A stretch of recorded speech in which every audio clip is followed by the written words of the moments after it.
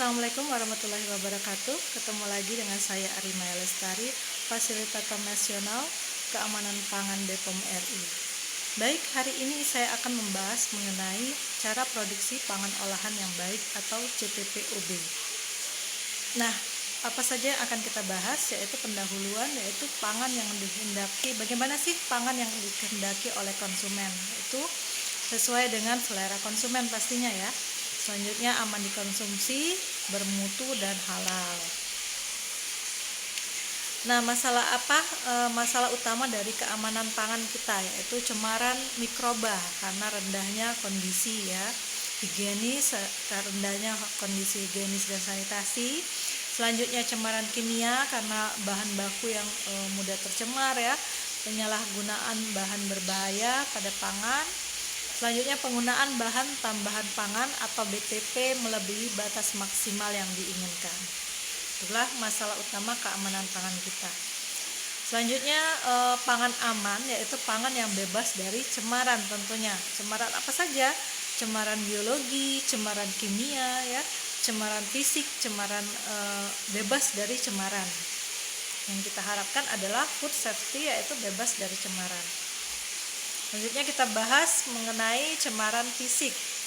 Nah, pangan yang mungkin mengandung yaitu apa saja cemaran fisik itu seperti contohnya potongan kayu pecahan kaca potongan logam, potongan bagian tubuh serangga kerikil atau pasir, plastik, rambut sering kita jumpai kita makan ternyata di dalamnya ada rambut.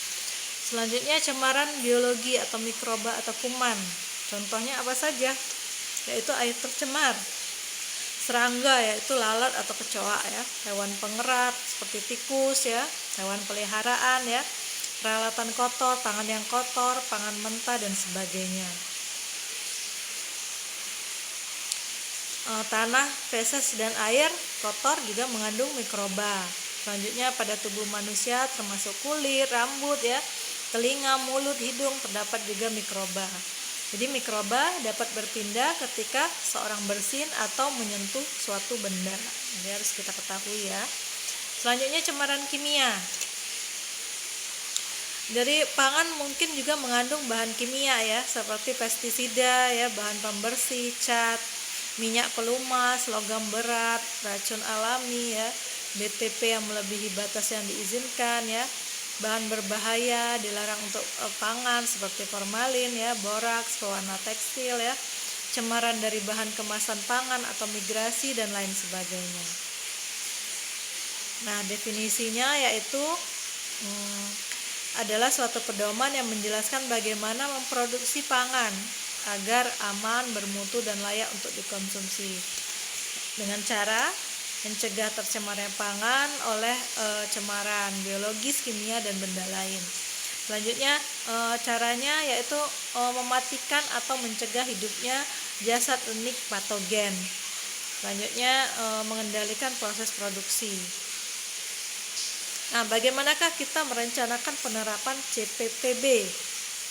CPPOB ini Jadi persyaratan CPPOB-IRT terdiri dari 4 tingkatan dengan IRT dengan rincian sebagai berikut, yaitu persyaratan harus, persyaratan seharusnya, persyaratan sebaiknya, dan persyaratan dapat. Ini keterangannya Selanjutnya bagian-bagian dalam CPPOB. Apa saja? Lokasi dan lingkungan produksi bangunan dan fasilitas, peralatan produksi, selanjutnya suplai air atau sarana penyediaan air, fasilitas dan kegiatan higienis sanitasi, penyimpanan dan lain-lain. Kita bahas satu persatu Bapak Ibu rekan-rekan semua.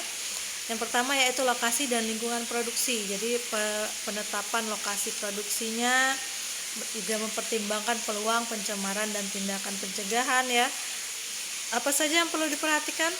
Dijaga tetap bersih bebas sampah, bau, asap, kotoran dan debu Tempat sampahnya tertutup, jalan tidak berdebu, selokannya berfungsi baik Nah, lokasi produksi seperti pabrik pangan ini jauh dari sumber cemaran. sumber tempat pembuangan akhir itu jauh ya, perumahan padat dan kumuh. Sebaiknya lokasi produksi itu jauh dari hal-hal berikut. Lingkungan produksi, selokannya berfungsi baik atau tidak. Jadi dilihat lingkungan bersih itu tidak berdebu ya. Tempat sampahnya juga ada penutupnya. Nah, gambar ini yang mana yang benar, yang mana yang salah? Tentu saja yang ini ya.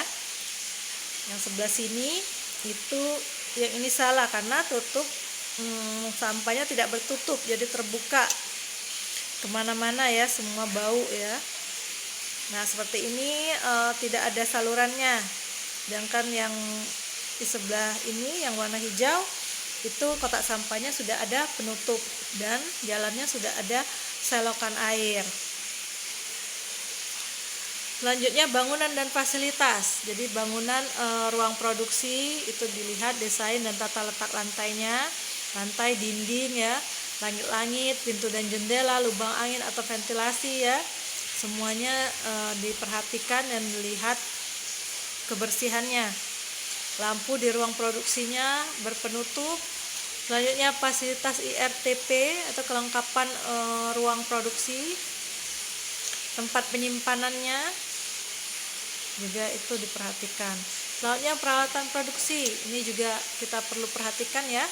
Kesehatan bahan peralatan produksinya seperti apa, tata letak peralatan produksinya.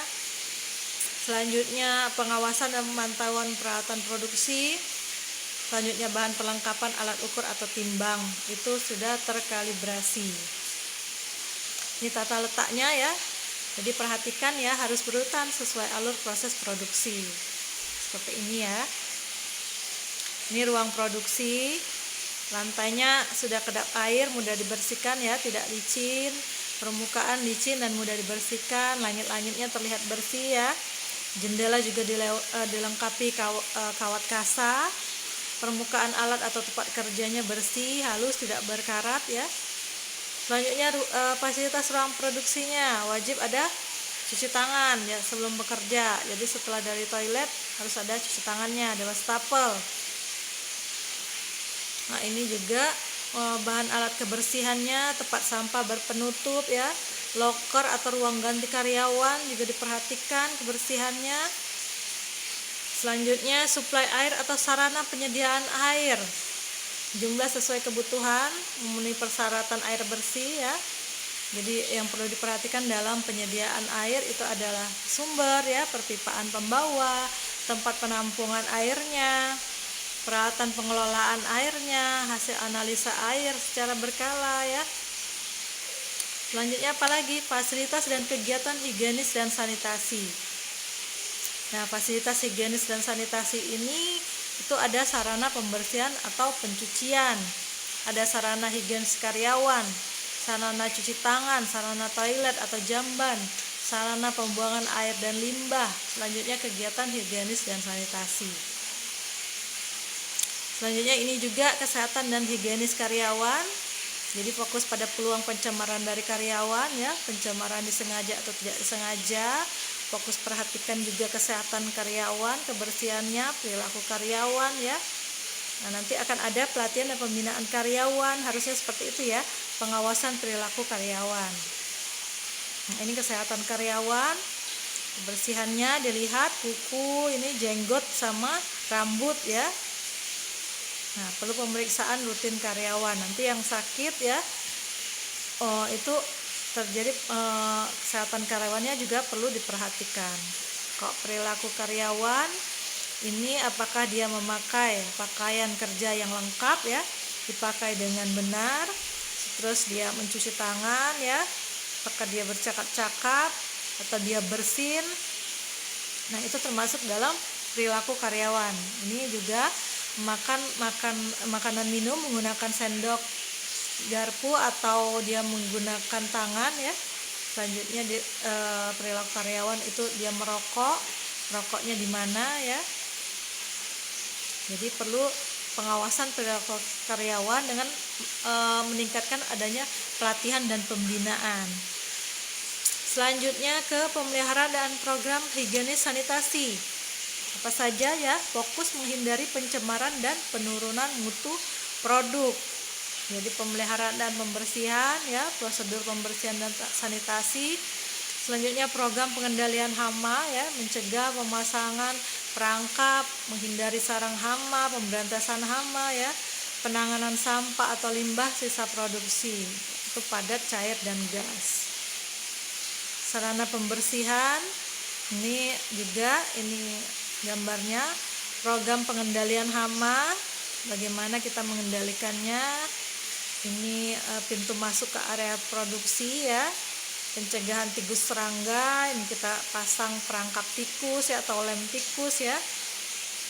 Ini penyimpanan, gudang bahan bakunya, gudang kemasan, gudang produk jadi ya, seperti gambar ini. Jadi tempatnya harus terpisah, bersih, rapi, tidak menyentuh lantai dan dinding ya syaratnya.